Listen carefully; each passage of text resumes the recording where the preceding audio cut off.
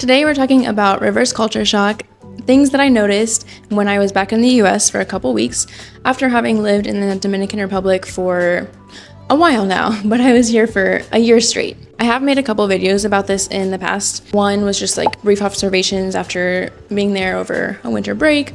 The other one was after having lived there a couple months.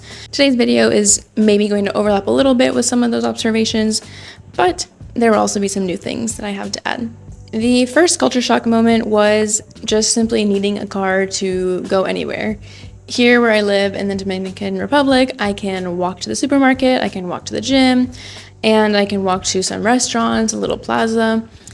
There are places I can access by foot. But where I live in the US, I can walk to my high school, that's 30 minutes. I could walk to a gas station, probably like 15 minutes away. But there's nowhere that I can walk that's like a place I actually need to go, like the grocery store or a gym. I mean, I could walk there in theory, but it would just take a very long time. So that's something I got used to pretty quickly. You just have to drive everywhere in the US. So I'm grateful that my family has cars that we can use to get around. Because here we don't have a car, but to get to places that are farther distances, we just take Ubers. And the second that sort of goes along with that is just people driving normally, following traffic laws. People follow the rules there. It's pretty cool. We wear seatbelts.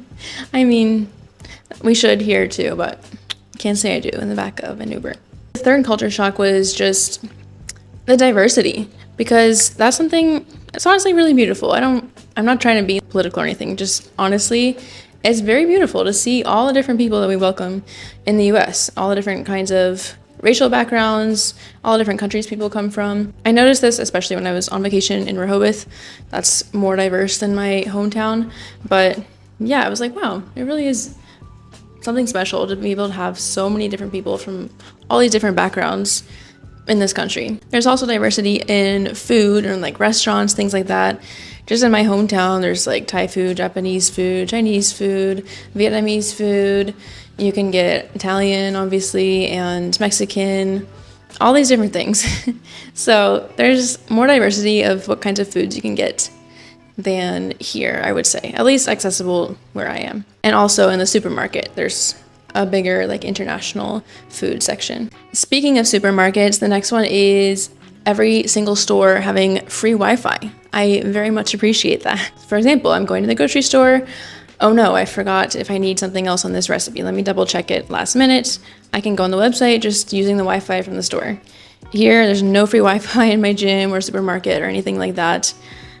And yeah, it's kind of rare to have free Wi-Fi in places, sadly. I wish that was a thing because I don't have like a regular data plan here, but it is what it is.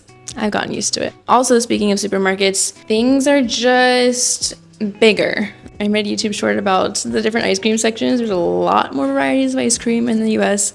And also, I was baking chicken legs one night, or chicken drumsticks. They were huge. The ones that I bought were enormous. I mean, even my family said they were huge, so I don't know what kind I got, but they were just the normal kind. But they were enormous compared to the ones I normally find here. They were like at least 3 times the size, at least 3 times as much meat on them. So that was kind of weird. I don't know what they're putting in those chickens, but I could guess. Next one is having a trash day. So here, obviously they do come to collect the trash, but I don't know what day that is. I think it's a different day every week. I don't really know. I think it might be multiple times a week, but there it's like we have a specific trash day, like living in a house, we're responsible for putting out our own trash and recycling too. That was another thing. I was like, oh yeah, recycling exists. I watched the recycling guy and I thought that must take a while to resort like every single person's bottles, plastic, glass, paper, all that individually by house. So I appreciate that. This one is something that I have mentioned in my other 2 videos as well, but just like hearing everyone speak English, and especially kids, I don't know why, I don't know what it is about kids speaking English. We're like, oh, okay, it's not just random like little Spanish chatter. I can understand them. They're speaking English. I mean, not that I don't understand Spanish, but sometimes kids just have their own little language going on. Next one is having hiking trails nearby. Love that. Really appreciated having nature so close by. And I have nature outside my window, but there's no hiking trail or anything. I'll have to look up if there are hiking trails nearby because it's fun. Next one is in church. Whenever they have the greeting time, I had to get used to just saying, good morning, good morning, good morning, nice to meet you. And I'm like, why do we say just good morning? After being here, that's so weird to me. And because here we always say, Dios te bendiga, bendiciones, Dios te bendiga, like God bless you. But yeah, I don't know why we just say good morning in church there. I think I will next time just start saying God bless you as a greeting. See how people react. I mean, I'm sure they'd react positively. It's a good thing to say. I'll try that next time. Next culture shock was seeing animals. I mean, I'm pretty much used to it. Like, it's nothing surprising, but it's cool to be able to look outside and watch the little rabbits hopping around, or squirrels, groundhogs even. Here it's just stray cats and dogs and birds. But yeah, I like to see them there. Also, being able to order packages that are more than $200. That was nice. There was something that I ordered that was over $200. And it came right to the doorstep. I signed for it, and that was it. I don't have to pay any extra taxes like I would here if I tried to order something that was more expensive than $200. It's nice being able to get packages right to my doorstep, and I can order whatever price of things I want. And the last couple things just have to do with like my house there versus where I live here. And the first one is I had to get used to sorting laundry again, not to put into the washing machine, but when I'm putting it into the dryer. I just sort it and be like, oh wait, does this go in the dryer? Can this go in the dryer, or should it be line dried?